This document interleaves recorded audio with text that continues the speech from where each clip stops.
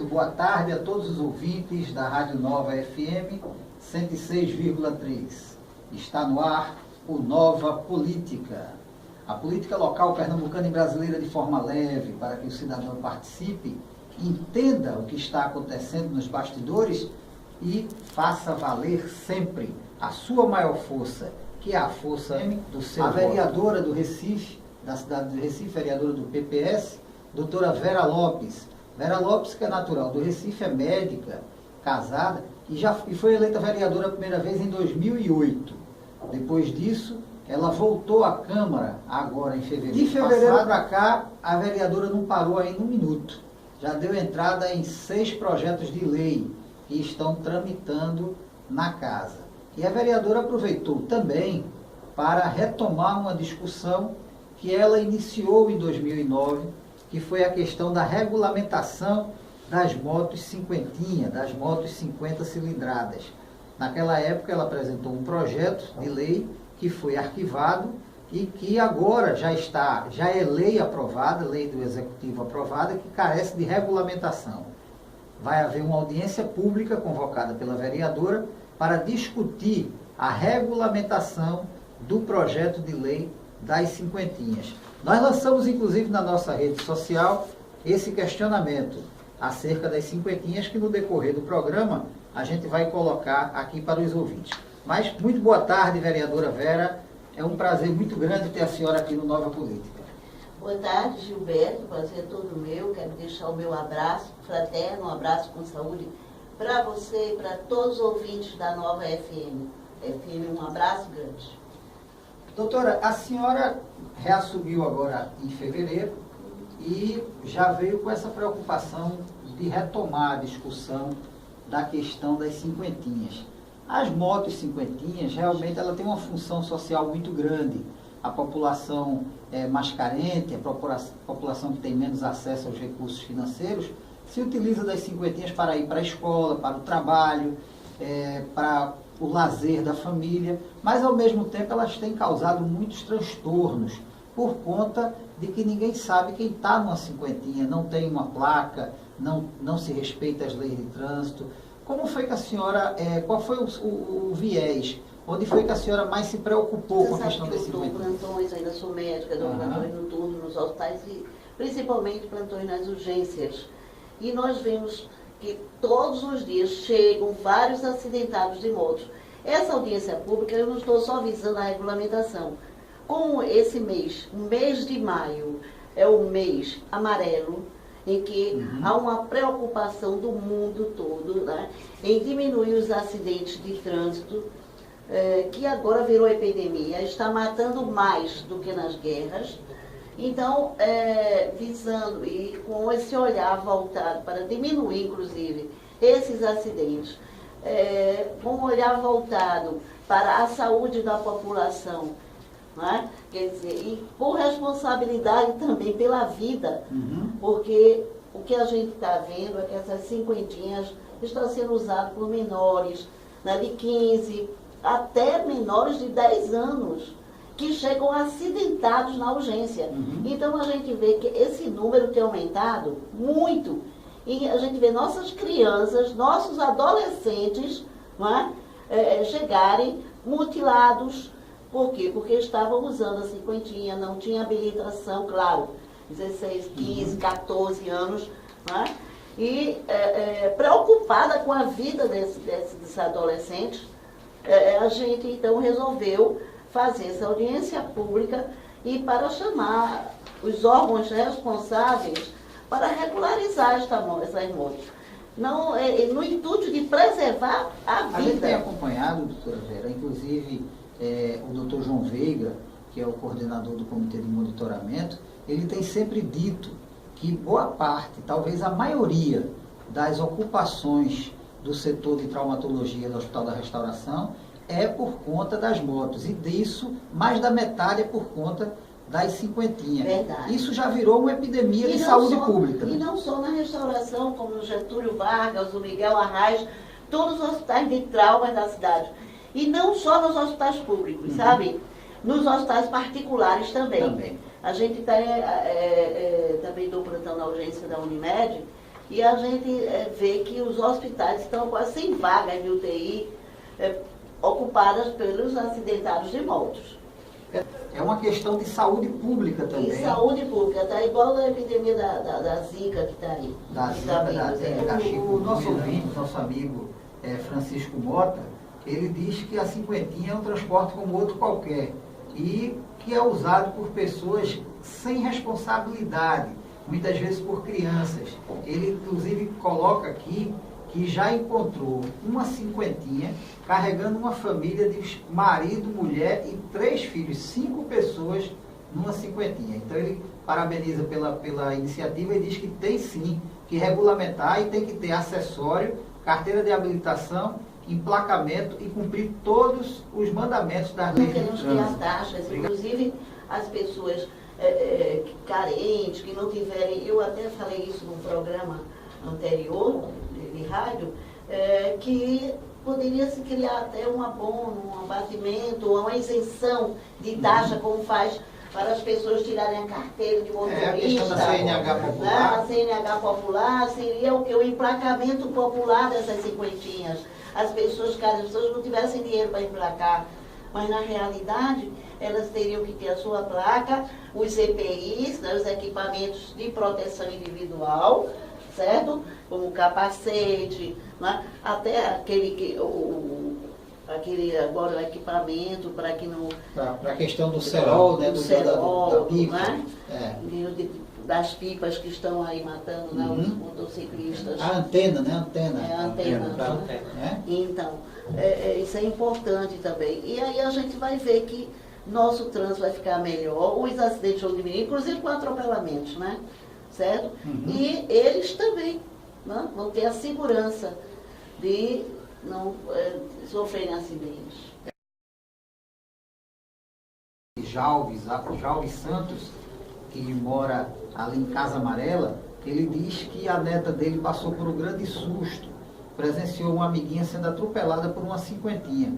O piloto não tinha equipamento de segurança, era um menino de aproximadamente 14 anos de idade e que andava pelas ruas estreitas de Casa Amarela a toda velocidade. Normalmente um atropelamento desse, menos de 30 dias, certo? Eles não saem do hospital. E normalmente, quando se salvam, fazem 3 cirurgias. São submetidos a no mínimo 3 cirurgias.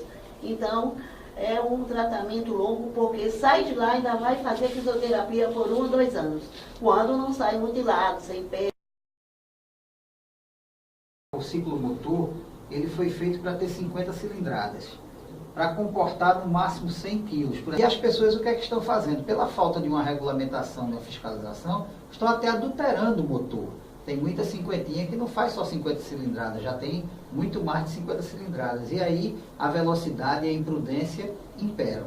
Eu vi o pai, a mãe, uma menininha e a mulher grávida na cinquentinha, tudo sem capacete, entende, transitando. Então, meu Deus, eu fui pensando, minha Nossa Senhora, que perigo.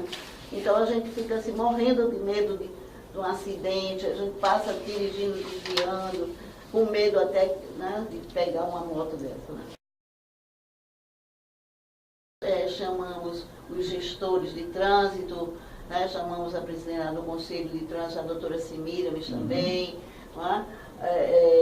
A Secretaria de Mobilidade, João Braga, chamamos o secretário de Saúde, que ele deve ir mandar o diretor do SAMUR, né? Os presidentes do Sindicato dos Hospitais de Recife, que estão com os seus hospitais abarrotados de acidentados de motos, né? E, inclusive, as pessoas estão sem, às vezes, sem leitos, porque estão todos ocupados pelos acidentes de motos. Eu tenho 11 leis aprovadas na cidade do Recife, 11 leis, que apesar de eu, na época, ter sido vice-líder da oposição e ter assumido a liderança da oposição do governo João da Costa, porque Priscila Carol saiu de licença de gestação, e eu assumi a liderança, né, da oposição. Mas mesmo assim, eu tive as 11 leis aprovadas, que é um feito histórico, principalmente quem é da oposição, né? E entre essas leis aprovadas, eu tenho a lei da coleta seletiva de lixo, na cidade do Recife, que beneficiou muita gente com as cooperativas de catadores de lixo. Tem a lei também das macas, que é a famosa lei das macas que eu fiz.